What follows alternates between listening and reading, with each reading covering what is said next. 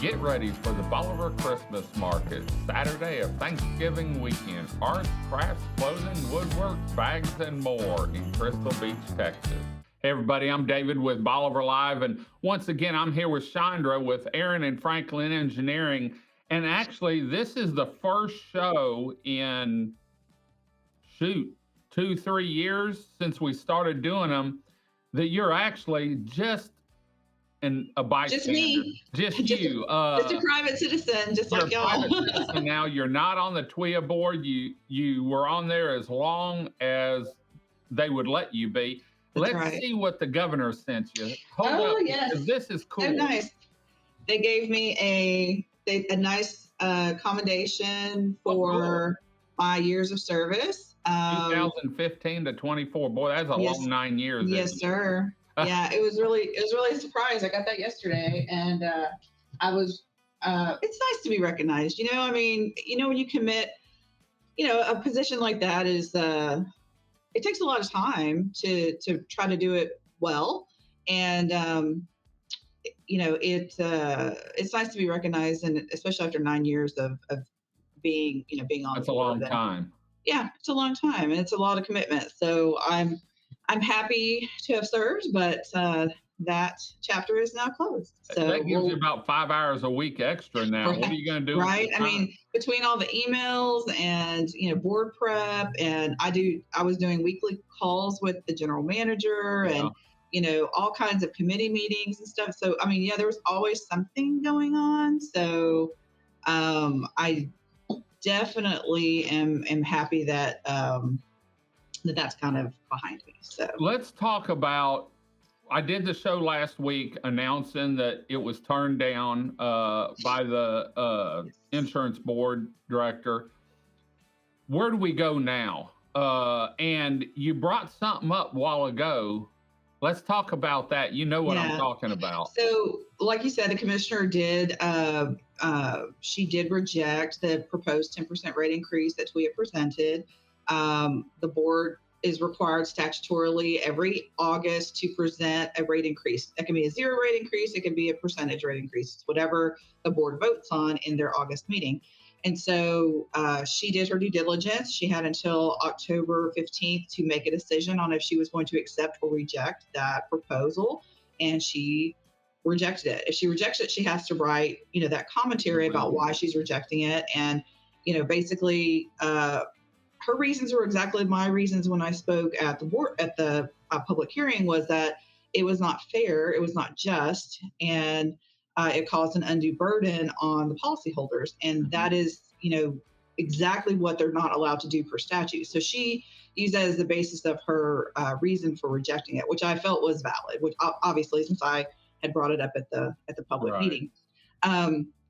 But, I mean, of course, there's all kinds of financial impacts to that. And it's chain reaction. If one business has a increase, they're going to have to pass that along. Then every single business is going to be impacted by that. So then the citizens are even more compoundedly impacted by that. So I'm really glad that is kind of behind us. But, it's statutorily required that that's done every August 15th. And so usually the August board meeting is done prior to that so that there's enough time to have that filing done and into the commissioner by the appointed deadline.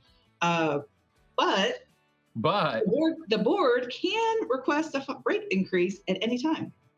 So they do have to put it in their published meeting. So it's not going to be a surprise. So usually 11 days prior to the board meeting, they'll post their agenda. So when I was chair, usually 2 weeks, a little more than 2 weeks before the meeting, we would do a run through of the whole board packet and the whole board agenda. I would say, I want these things moved in the agenda. I want these things added to the agenda, or I need clarification on these points that are in the board packet before it goes out to the board members. So, or please mention this in the meeting specifically, or whatever I wanted. So, because they would tell me stuff that they wouldn't necessarily have put in the board packet. I'm like, y'all need to put that in the board packet, or y'all need to be sure and say that in the meeting. So we would always adjust that, but they can't add that little rate discussion and at any time. And the problem is we have a whole new board coming in, basically. I mean, we have 4 new board members, and I don't think any of them have been appointed yet, but there's going to be 4 new board members, and we've already just gotten recently 2 new board members. So that's going to be 6 people that are really going to change the dynamic of the TWIA board. And we don't really know, it's kind of a wild card. We don't really know what they're going to do. So I think we just need to monitor those agendas and see what they put on it and make sure that we're proactive and that we're vocal if something comes up that we need to speak about, because you've only got 11 days. Like once you see that agenda come out, you got 11 days before that meeting to say something or show up to the meeting or, hold them accountable, because they can kind of just sneak it in there. And now I don't think I'm not the governor. I don't think the commissioner is going to approve anything else right now. I mean, she's obviously taken a stance on this right now, and I don't think that would change before next August. I think she's going to want to get through the legislative session, see how that comes out, get the start of hurricane season, see how that's going, and then August, re-review it. By October, you're getting close to the end of hurricane season, so you can kind of get a sense of where things are going to kind of shake out usually. So I don't really anticipate any changes between now and August, but you never know. It's good to keep vigilant, Yeah. Pay attention to those agendas. When will they have the new board members on the board so everyone knows who the board members are? I mean, they were hurting to find applicants. And so the last time I checked, they had not found an applicant for my position, or they thought they might have a position for the other coastal position. And then, of course, there's a company position and an inland position, and I don't know.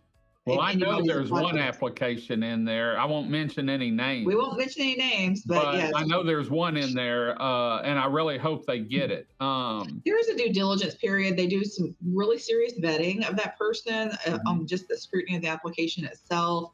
And then they, pursue a background check, and then they do an interview. So it's a pretty extensive process. Right. I mean, you're a volunteer, but you're also representing the state. So they want to make sure that you're the kind of person that they want in that position, or you're the right fit for that position. So. Okay, TWIA, Saga's done. I hope so. Hopefully nothing tries to get pushed through. We've seen stuff at a state level get pushed through, and so we'll keep an eye on that. I think the big thing is we need to stay on our legislators and make sure that they are focused this session on changing that funding structure. That is going to be critical to making any real substantive change to the way TWIA is managed, and that the way that we do reinsurance, which is the biggest driver to our rate increases. Right. Okay. Yeah. Now moving forward. What's up for us? What's Sarah and Franklin going to do? Yeah. What are we going to talk about? We'll get you plenty of coverage. Chandra and I were talking earlier, and for the last 3 or 4 months, we've been talking about TWIA through her eyes. But now we're going to take a little different, and we've had some new shows come out this fall, and some of them we haven't started yet. But one thing that I want people to know about Aaron and Franklin is the longevity of some of their employees and what their employees do, so that if you call over there and you have to talk to a certain person, I want it that there's a good chance that person through one of our shows. And so Chandra and I talked about it, and starting next week, I think we're gonna, if not the week before, in fact, I think next week will probably be an overview, and then the next week you'll start being introduced to some let's meet everybody and see what some our team of the employees that are on Bolivar, that are in Galveston, that maybe work behind the scenes but make things happen. And we're going to talk about their longevity, because when you have an employee that's been there 15 years or 14 years or 9 years, and it seems like everything nowadays is pre-Ike, post-Ike. Right, exactly. And a lot of your employees came on right after Ike, know. And I know everyone was busy then too, but we're going to start introducing you to the people that make it happen. We've got to know Chandra and her role. You've seen Dave on some of the shows, and I'm sure he'll be on.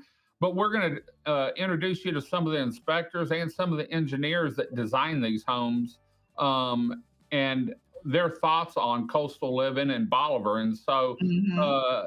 it's going to be a little different show, but I think it'll still be that engineering, and you never know when we may pull in a new project that they're working on, or showcase some of the engineering. And the fortification program is really an upcoming program, and I'm sure I want to touch Yeah. on that some more, and the strong home inspection, because I think before it's all over with, the strong home inspection program will sort of be like, Mhm.